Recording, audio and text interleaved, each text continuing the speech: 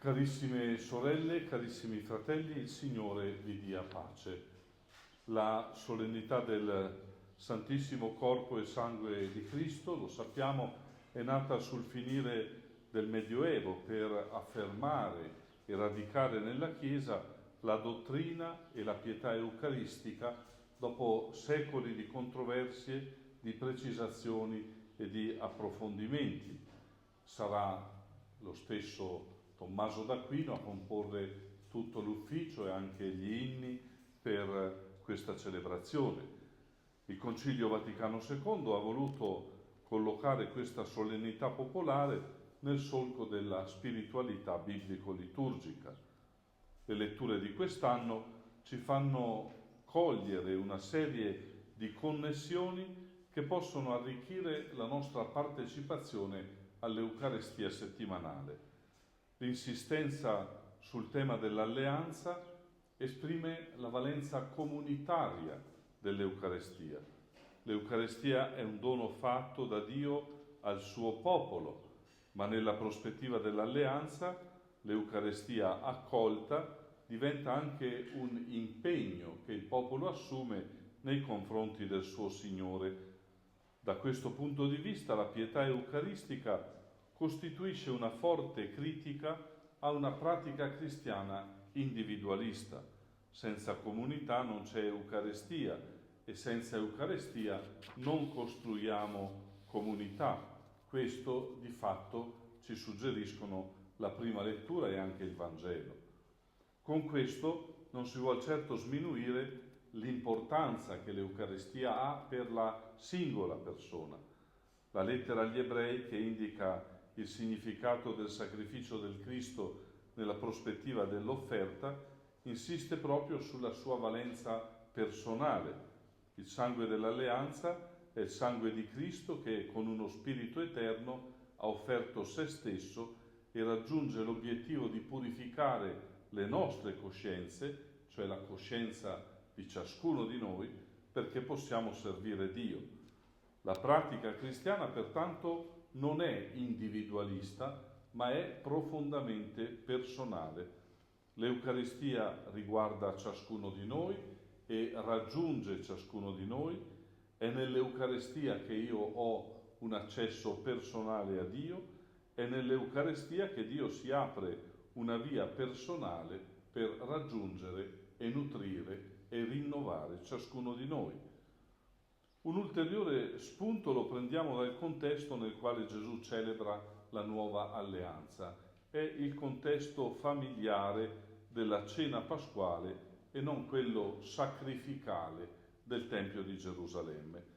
Questo ci suggerisce l'importanza della dimensione familiare dentro la celebrazione dell'Eucarestia e anche l'importanza della dimensione familiare dentro la vita della Chiesa.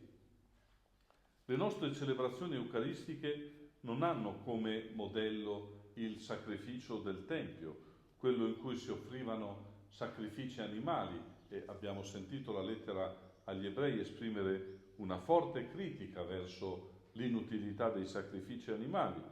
Invece, le nostre celebrazioni eucaristiche hanno come punto di riferimento l'ultima cena, che anticipava il sacrificio sulla croce, ma con tutta la ricchezza di umanità, di familiarità e di contatto personale che aveva la cena pasquale e che si può ottenere solo attorno a una mensa. San Francesco applica questa idea alla vita della fraternità e nella lettera che scrive a tutto l'ordine verso il 1221, cioè dopo il suo pellegrinaggio qui in Terra Santa, ci ricorda che la fraternità si costruisce proprio attorno all'Eucarestia. Cito le sue stesse parole: per questo motivo ammonisco ed esorto nel Signore che nei luoghi in cui i frati dimorano si celebri una sola messa al giorno, secondo la forma della Santa Chiesa. Se poi nel luogo vi fossero più sacerdoti, l'uno per amore di carità si accontenti dell'ascolto della celebrazione dell'altro sacerdote, poiché il Signore Gesù Cristo riempie presenti e assenti che sono degni di Lui. Infine, sempre scrivendo a tutto l'ordine, San Francesco ci indica il giusto atteggiamento col quale accogliere il sacramento. Nella sua pietà eucaristica semplice e profondissima, San Francesco, davanti al mistero eucaristico, esulta di gioia e ci invita a esultare e adorare il mistero dell'umiltà di Dio, che nell'Eucarestia si manifesta in modo sublime. Dice Francesco: tutta l'umanità trepidi, l'universo intero tremi e il cielo esulti, quando sull'altare, nella mano del sacerdote, è presente Cristo, il Figlio di Dio vivo.